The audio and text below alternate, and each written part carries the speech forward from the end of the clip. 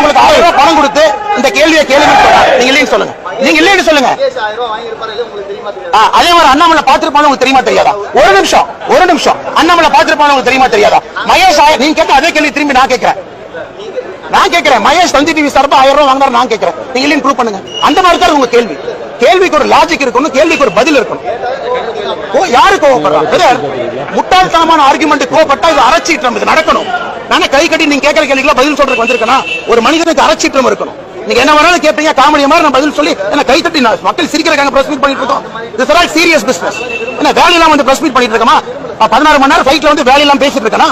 Press meet நான் கூப்பிட்டேனா? உங்களுக்கு மரியாதை கொடுத்து நான் பிரஸ்ல பேசிட்டு இருக்கேன். கேள்வி மரியாதை இருக்கணும். இந்த மாதிரிலாம் கேட்டீங்கன்னா திரும்ப என் பதிலும் அநாகரிகமா தான்.